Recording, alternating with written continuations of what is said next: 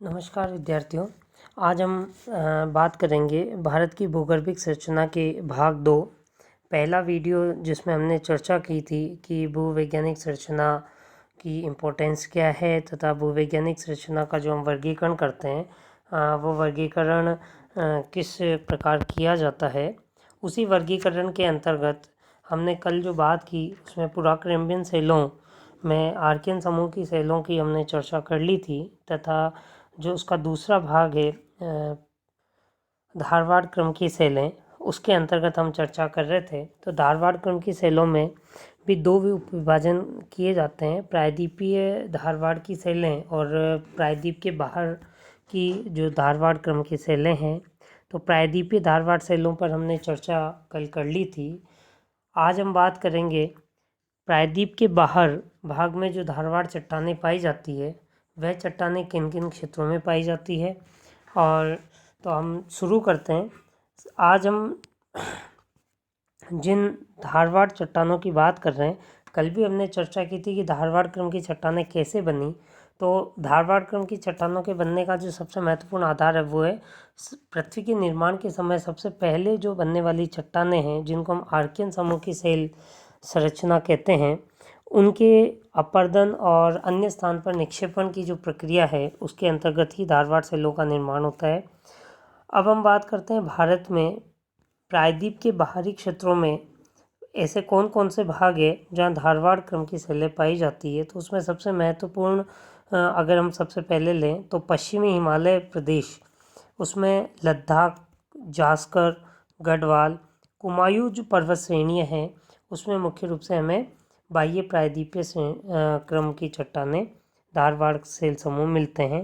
हिमाचल प्रदेश में स्पीति घाटी के निकट एक वक्रता श्रेणी के नाम से समूह मिलता है।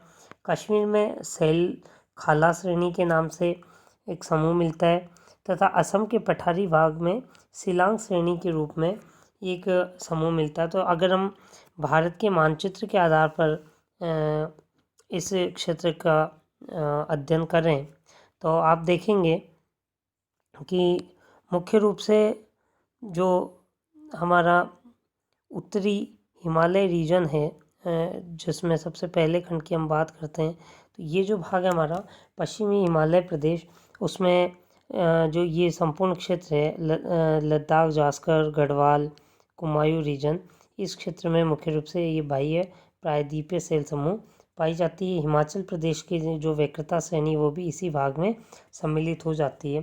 तो बाह्य प्रायद्वीपीय सेल समूह मुख्य रूप से हमें एक जम्मू कश्मीर, हिमाचल प्रदेश और लद्दाख जो केंद्र शासित प्रदेश है वहाँ हमें ये एक सेल समूह मिलता है। तो इस भाग में हमें मुख्य रूप से जो धारवाड़ क्रम की चट्टानें मिलती है। अगर हम पूर्वी भाग की बात करें तो जो पूर्वांचल वाला हिस्सा है उस पूर्वांचल वाले हिस्से में मुख्य रूप से हमें शिलोंग श्रेणी के रूप में एक चट्टानी सेल समूह मिलता है। अगर हम पूर्वांचल वाले रीजन की बात करें तो ये जो खंड है पूर्वांचल वाला रीजन, इसमें हमें इस तरफ असम के भाग में मेघालय पठार के समीपवर्ती हिस्सों में इस समूह पर हमें जो श्रेणियाँ चट्टानें मिलती है उन्हें हम धारवाड़ क्रम की चट्टानें कहते हैं। इनके अगर हम आर्थिक महत्व की बात करें तो सबसे महत्वपूर्ण चीज़ है कि आर्थिक दृष्टि से सबसे अधिक महत्वपूर्ण चट्टानें होती है क्योंकि देश की लगभग सभी धातुएं हैं जैसे सोना, मैग्नीज, लोहा, तांबा, टंगस्टन, क्रोमियम, जस्ता, फ्लोराइट, इल्मेनाइट, सीसा, सुरमा, वुल्फ्राम, अब्रक, कोबाल्ट, एस्बेस्टस, गार्नेट, संगमरमर आदि यहाँ प्रचुरता से पाए जाते हैं। कर्नाटक में क्वार्ट्ज चट्टानों की अधिकता होने के कारण सोना जैसे कोलार की खान और धारवाड़ घाटी में बहुतायत में हमें मिलता है। तो धारवाड़ क्रम की सेल समूह आर्थिक दृष्टि से बहुत ही संपन्न सेल समूह है जहाँ हमें देश के लिए पर्याप्त आर्थिक संसाधन की उपलब्धता सुनिश्चित होती है। अब अगला जो दूसरा वर्गीकरण हम करते हैं बी, वो पुराण समूह की चट्टानें। पुराण समूह की चट्टानें के भी हम अलग अलग उप विभाजन करेंगे। तो धारवाड़ क्रम की सेल समूह के निर्माण के काफ़ी समय बाद विभिन्न प्रकार की जो विवर्तनिक की घटनाएं हुई और उन्हीं विवर्तनिक की घटनाओं के कारण जो सेल समूह हमें मिलते हैं वह पुराण समूह की सेल समूह के अंतर्गत हम उन्हें विभक्त करते हैं। इसमें दो प्रकार की सेल समूह हमें मिलती है, कुड़प्पा क्रम और विंध्यन क्रम। तो जो निचला हिस्सा है उसमें कुड़प्पा क्रम की सेल समूह मिलती है और ऊपरी हिस्सा जो है उसमें हमें विंध्यन क्रम की सेल समूह मिलते हैं। तो हम आज पहले बात करते हैं कुड़प्पा क्रम की सेल समूह। कुड़प्पा क्रम सेल समूह का जो नामकरण है वो आंध्र प्रदेश में कुड़प्पा जिले के नाम पर हुआ था। यह अर्धचंद्राकार आकृति में आंध्र प्रदेश में सेल समूह मिलता है। तो सामान्य रूप से इस अगर हम इसमें मानचित्र में बात करें तो इस तरह से एक अर्धचंद्राकार फॉर्मेट में ये सेल समूह पाया जाता है उस कुड़प्पा जिले के अंतर्गत। और उसी सेल समूह को आंध्र प्रदेश में कुड़प्पा जिले के आधार पर हम ये कहते हैं कुड़प्पा क्रम की चट्टानें। अर्धचंद्राकार रूप में प्राचीन धारवाड़ और आदि जो चट्टानें प्राचीनतम जो आर्कियन क्रम की चट्टानें उनके ऊपर एक असंबद्धता के बाद मतलब एक गैप मिलता है, हमें डिसकंटिन्यूटी मिलती है, उसके ऊपर कुड़प्पा क्रम की चट्टानें मिलती है जिन्हें हम निचली कुड़प्पा क्रम चट्टानें कहते हैं। और उनके जो नाम है श्रेणियों के वो जैसे पापागानी और चेयार श्रेणी मुख्य रूप से हैं, पापागानी और चेयार श्रेणी। निचली कुड़प्पा क्रम की चट्टानों के ऊपर हमें एक पुनः असंबद्धता डिसकंटिन्यूटी मिलती है। इसका मतलब ये कि एक समय विभाजन हो जाता है। तो निचली कुड़प्पा क्रम की चट्टानें और ऊपरी कुड़प्पा क्रम की चट्टानों के बीच में असंबद्धता पाए जाने का तात्पर्य है कि वहाँ एक समय का अंतराल था, उस समय के अंतराल से उनकी चट्टानी संरचना में थोड़ा सा अंतर हमें दिखाई देता है। निचली कुड़प्पा क्रम की चट्टानों के ऊपर पुनः असंबद्धता के बाद जो चट्टानें पाई जाती है उनका हमने नामकरण दिया ऊपरी कुड़प्पा क्रम की चट्टानें, और उसमें कृष्णा श्रेणी और नल्ला मलाई श्रेणी के रूप में हमें इसे जानते हैं। तो सामान्य रूप से ये जो समूह है ये हमें दक्षिणी भारत में मिलता है। और उस दक्षिणी भारत में हम आपको ये ध्यान रखना है कि कुड़प्पा क्रम के भी हम दो डिवाइडेशन कर रहे हैं, निचला लोअर एंड अपर। तो लोअर एंड अपर का जो विभाजन है वो एक डिसकंटिन्यूटी है, अर्थात समय का एक अंतराल के आधार पर किया जाता है।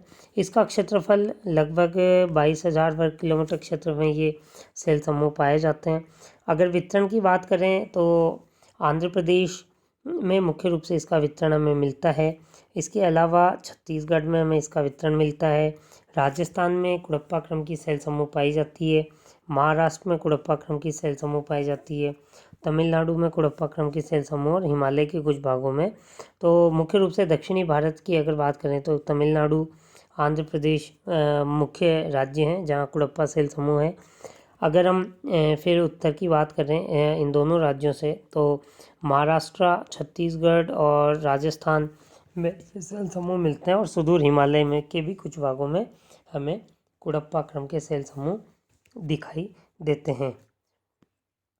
इसे भी हम अलग अलग दो भागों में विभाजित करते हैं, प्रायद्वीपीय भारत और बाह्य प्रायद्वीपीय भारत। तो हम प्रायद्वीपीय भारत में ही इसका सर्वाधिक संकेंद्रण मिलता है, उसके भी हम कुछ अलग अलग वर्ग करते हैं। तो देखिए कृष्णा नदी की घाटी के सहारे कृष्णा श्रेणी के नाम से इसे जाना जाता है।